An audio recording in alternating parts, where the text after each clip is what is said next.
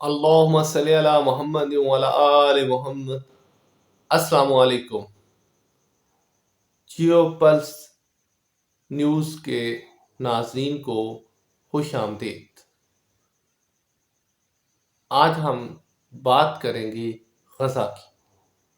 غزہ اور اسرائیل کی غزہ میں اسرائیل کی جارحیت جاری ہے، جو کہ ابھی تک اختتام پذیر نہ ہو سکی۔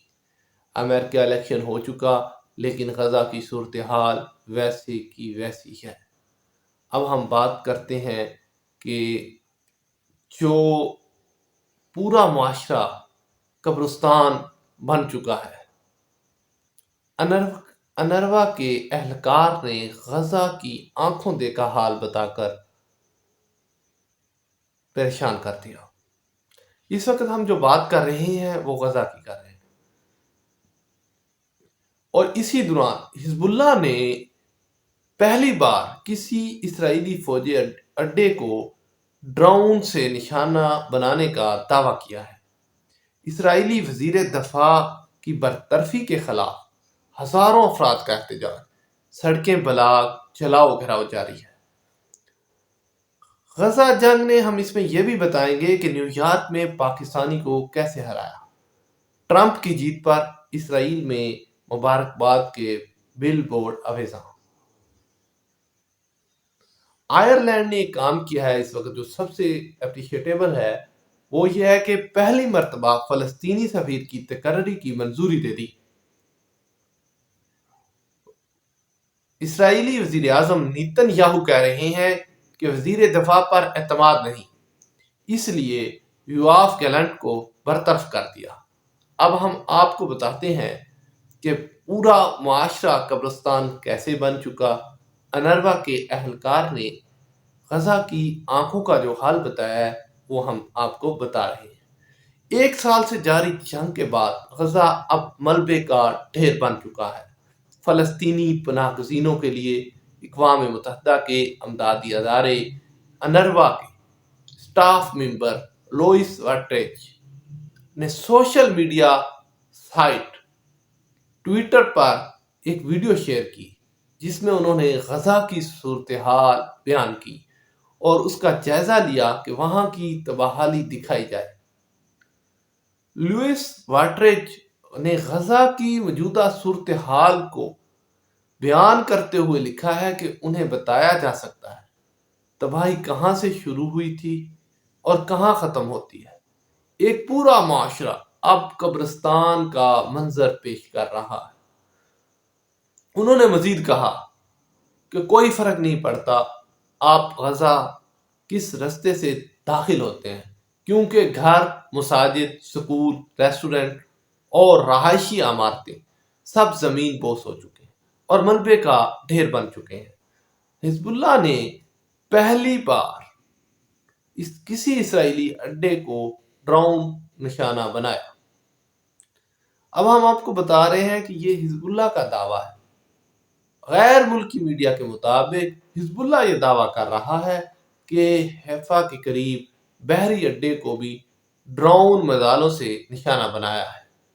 دوسری جانب حزب اللہ نے اسرائیلی دارالحکومت تل ابیب کے جنوب کے ڈرون حملے کیے ہیں۔ ادھر اسرائیلی فوج کی لبنان پر بمباری سے 38 افراد شہید اور 58 زخمی ہو گئے۔ اس کے علاوہ شمالی غزہ اب بھی اسرائیلی محاصرے میں ہے، جہاں رام اللہ کے قریب ایک فلسطینی شہید کر دیا گیا۔ علاوہ ازیں اسرائیلی وزیر اعظم نیتن یاہو کی یروشلم رہائش گاہ کے باہر اسرائیلی شہریوں نے احتجاج کرتے ہوئے یرغمالیوں کی رہائی کے معاہدے پر عمل درآمد کروانے کا زور دیا۔ اب ہم آپ کو بتاتے ہیں کہ غزہ جنگ بندی سے غزہ میں جنگ جاری ہے اور نیو یارک میں ایک مسلمان کیسے الیکشن ہار گیا۔ امریکہ کے اقتصادی مرکز نیو یارک میں پاکستانی امریکی امیدوار عامر سلطان کو ایک بار پھر شکست کا سامنا کرنا پڑ گیا۔ اس بار انہیں غزہ جنگ لے ڈوبی۔ امریکی پاکستانی ریپبلکن کے مقابلے میں 16 برس سے اس حلقے میں نمائندگی کر رہے ہیں۔ ڈیموکریٹک حریف اسٹیوا اسٹرن کو کسی دشواری کا سامنا نہیں ہوا۔ اس بار 2 گنا مارجن سے جیت گئے۔ خوش دلی سے شکست تسلیم کرتے ہوئے عامر سلطان نے اس نمائندے کو بتایا کہ وہ ان تمام ووٹرز اور سپورٹرز کے شکر گزار ہیں جنہوں نے انتخابی مہم میں اس کا ساتھ دیا اور اپنا قیمتی وقت نکال کر ان کی حوصلہ افزائی کرنے آئے اور ووٹ ڈالے۔ حق میں نتائج نہ آنے کے باوجود بھی وہ اپنے ووٹرز کا شکریہ ادا کرتے ہیں۔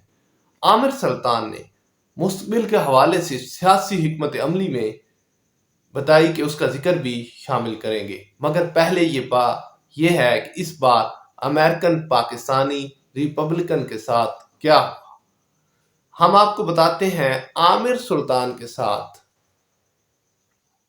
نیو یارک کے حلقہ نمبر 10 سے ریپبلکن پارٹی کے ٹکٹ پر امیدوار تھے۔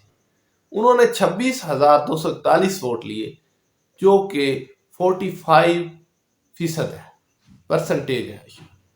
عامر سلطان کی ڈیموکریٹک حریف اسٹیوا اسٹرن 33,200 ووٹ لے اپنی نشست کا دفاع کرتے ہوئے کامیاب رہے جو کہ 55% ہے۔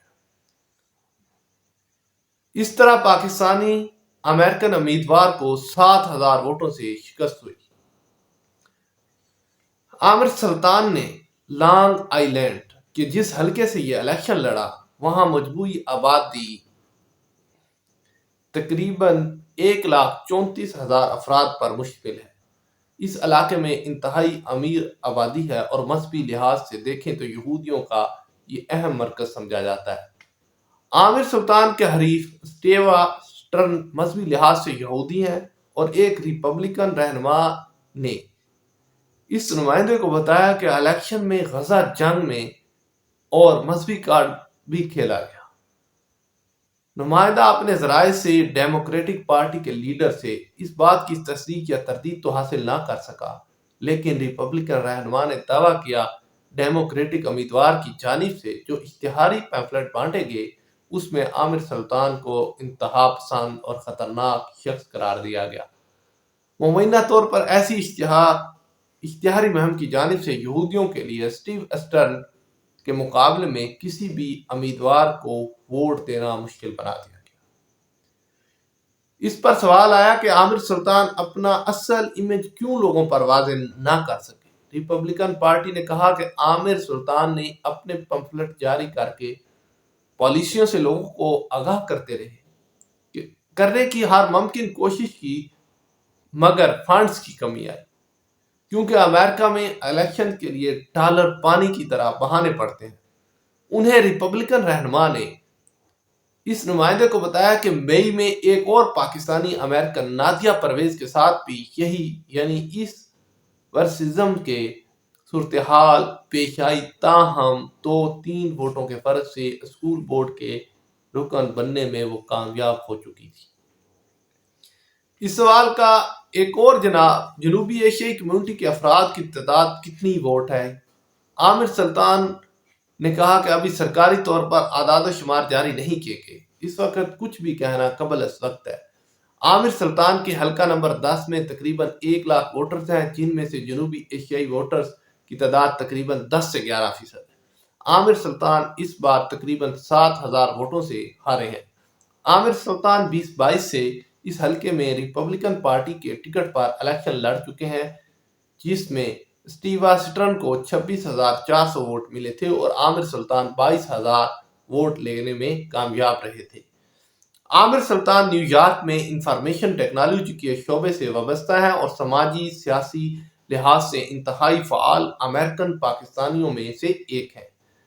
پبلک سروے نے اس بات کی تصدیق کی ہے کہ عامر سلطان سف کانٹو میں ایشین امریکی کانٹری ایڈوائزری بورڈ کے ایگزیکٹو ممبر بھی ہیں۔ جہاں وہ پاکستانی کمیونٹی کی نمائندگی کرتے ہیں۔ وہ ہنٹنگن میں ایشین امریکی ٹاسک فورس کے ایگزیکٹو ڈائریکٹر بھی ہیں، جبکہ ان کے Urban League of Long Island کے نائب صدر بھی رہ چکے ہیں۔ ان کا آبائی تعلق اسلام آباد سے ہے۔ وہ سابق آرمی چیف اور سابق صدر پرویز مشرف کے انتہائی قریبی عزیز بھی ہیں۔ اس پر سوال آیا کہ مستقبل میں سیاست جاری رکھیں گے۔ عامر سلطان نے کہا، گرتے ہیں شہسوار ہی میدان جنگ میں، گرتے ہیں شہسوار ہی میدان جنگ میں، وہ طفل کیا کرے گرے جو گھٹنوں کے بل چلے۔ عامر سلطان نے کہا ان کی نظر اگلے انتخابات پر ہے اور زیادہ تیاری کے ساتھ وہ میدان میں اتریں گے۔ انہیں یقین ہے کہ ماضی کے تجربات سے سیکھ کر وہ عوامی عہدہ حاصل کر پائیں گے۔